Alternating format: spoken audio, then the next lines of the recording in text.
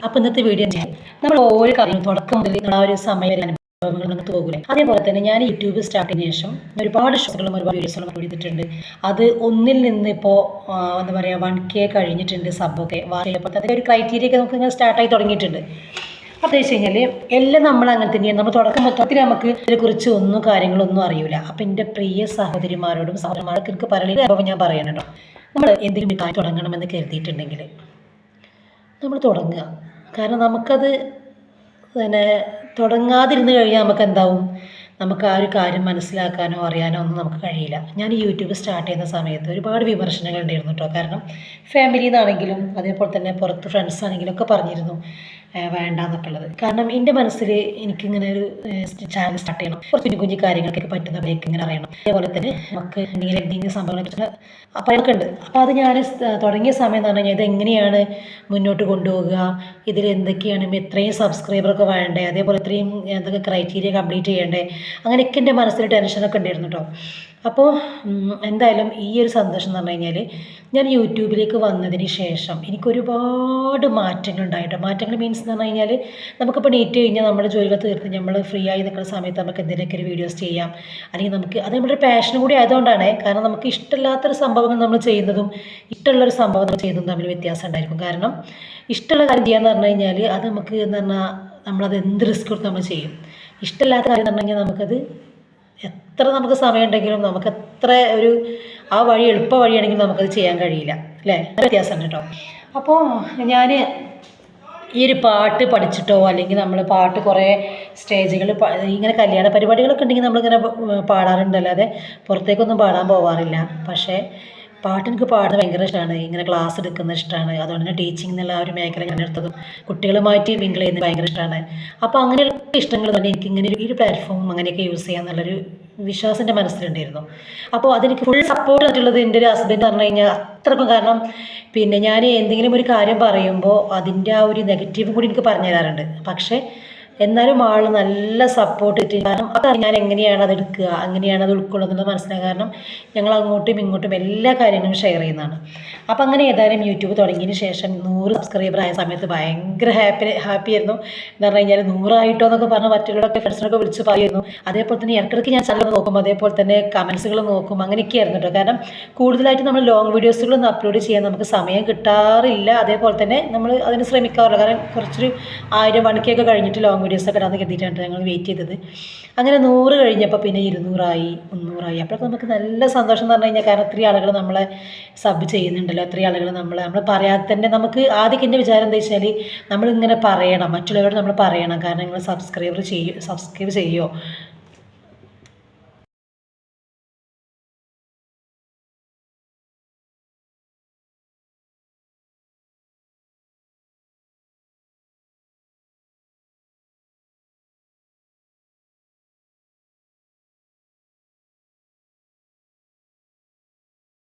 Subscription എന്നുള്ളത് മറ്റുള്ളവരോട് ഭയങ്കര ഇതൊക്കെ അവരൊക്കെ ചെയ്തു തരണമല്ലോ, അല്ലാത്ത സംഭവമുള്ളൂ. പക്ഷേ നമ്മുടെ വീഡിയോസ് ഇഷ്ടപ്പെടുന്ന ആളുകൾ നമ്മൾ തീർച്ചയായിട്ടും സപ്പോർട്ട് ചെയ്യുകയും ചെയ്യും. നമുക്ക് സബ്യം കമൻറ്റ് ചെയ്യാൻ അവർ പറയേണ്ട ആവശ്യമില്ല. അത് ഞാൻ 500 ഒക്കെ കഴിഞ്ഞ സമയത്ത് അങ്ങനെ ലിങ്കുകൾ ഷെയർ ചെയ്യുന്നതൊക്കെ നിർത്തിയിട്ടോ. കാരണം അത് ഓട്ടോമാറ്റിക്കലി അങ്ങനെ സബ് കൂടുന്നുണ്ട്, കമൻസുകൾ വരുന്നുണ്ട്, റീച്ച് ആവുന്നുണ്ട്, എനിക്ക് മനസ്സിലായി. അപ്പോൾ അതേപോലെ തന്നെ ഞങ്ങൾ യൂട്യൂബേഴ്സിൻ്റെ നമ്മൾ പാട്ടൊക്കെ പാടുന്ന ഗ്രൂപ്പുകളൊക്കെ ഉണ്ടെന്നുണ്ടെങ്കിൽ നമുക്ക് അതിൽ പാടാൻ ഞങ്ങൾ ആദ്യമായിട്ട് ഞാൻ യൂട്യൂബേഴ്സിൻ്റെ കൂടെ പോയപ്പോൾ എനിക്ക് അവിടെ നിന്നൊരു എക്സ്പീരിയൻസ് എന്ന് പറഞ്ഞു കഴിഞ്ഞാൽ ഒരുപാട് വ്യക്തമായിട്ട് വ്ളോഗുകൾ ചെയ്യുന്ന ആളുകളെ പരിചയപ്പെടാൻ പറ്റി.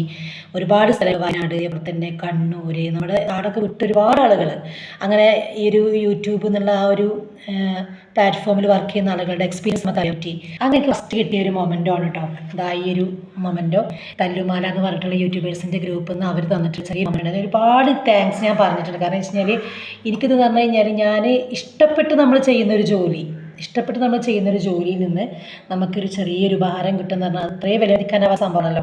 അപ്പോൾ അതുകൊണ്ട് തന്നെ ഞാനിത് അത്രക്കും എനിക്ക് ഫസ്റ്റ് കിട്ടിയ ഒരു മൊമെൻ്റോ ആണിത്. അപ്പോൾ അത്ര സന്തോഷമുണ്ട് കേട്ടോ. കാരണം ഇത് കിട്ടിക്കഴിഞ്ഞപ്പോൾ ഞാനിങ്ങനെ കരുതി പിന്നെ ഈ ഒരു ജേണി നല്ലൊരു ജേണിയാണല്ലോ, നമുക്ക് നമ്മുടെ കഴിവുകളൊക്കെ പിന്നെ വികസിപ്പിക്കാനും അതേപോലെ തന്നെ ഒരു പ്ലാറ്റ്ഫോമുകളൊക്കെ കിട്ടാനും ഒരുപാട് ആളുകളെ പരിചയപ്പെടാനും ഒക്കെ പറ്റുന്നൊരു സംഭവമാണ്. അപ്പോൾ അങ്ങനെ തന്നെ നമ്മൾ ആ ഒരു പ്രോഗ്രാമൊക്കെ കഴിഞ്ഞ് കുറേ ആയി.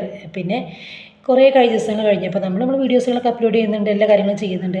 അങ്ങനെയാണ് ഒരു ദിവസം എന്നെ ഒരു സൂരജ് സാറ് വിളിച്ചത് കേട്ടോ. സാറ് വിളിച്ചിട്ട് പറഞ്ഞു, പിന്നെ നിങ്ങൾ അന്ന് കൂട്ടായി റിസോർട്ടിൽ പാട്ട് പാടിയ ടീച്ചറല്ലേന്ന് ചോദിച്ചു. അന്ന് ഞാൻ പാടിയ പാട്ട് आपकी नजरों ने समझा प्यार की काबिल मुझे दिल की धड़कन ठहर जा मिल गए मंजिल मुझे आपकी नजरों ने समझा.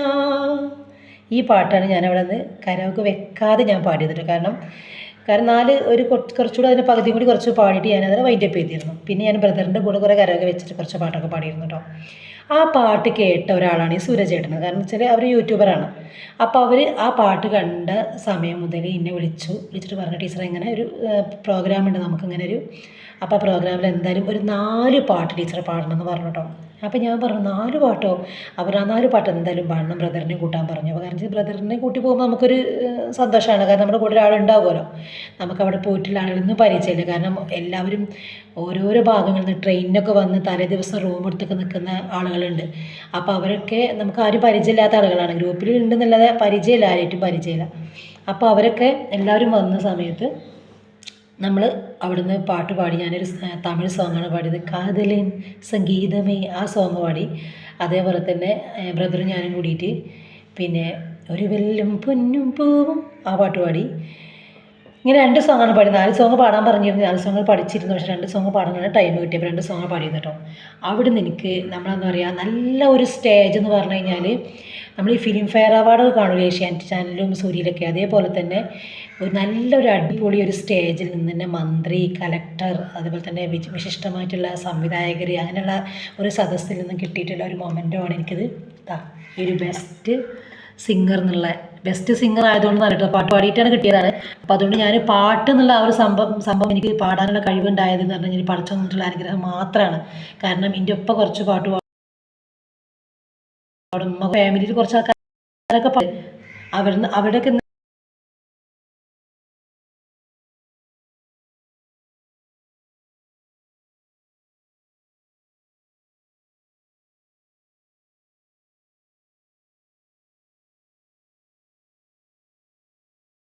ഇത്ര വരെ എത്താൻ പറ്റിയതിൽ ഒരുപാട് സന്തോഷമുണ്ട്. കാരണം നമ്മൾ കയറാത്ത സ്റ്റേജുകളൊക്കെ കയറാൻ പറ്റി. അതേപോലെ തന്നെ നമുക്ക് കിട്ടാൻ ഇങ്ങനൊരു അവാർഡൊക്കെ കിട്ടിയപ്പോൾ ഇതിലെഴുതിയിരിക്കണമെന്നുണ്ടെങ്കിൽ Kerala state best influencer award 2K25 എന്ന് എഴുതിയിട്ടുള്ള കേട്ടോ. അപ്പോൾ ഇങ്ങനെയുള്ള ഒരു അവാർഡൊക്കെ നമുക്ക് കിട്ടാനും ഒക്കെ ഒരുപാട് ഈ ഒരു യൂട്യൂബ് എന്നുള്ള ഈ ഒരു മേഖല നമുക്ക് സഹായമായി.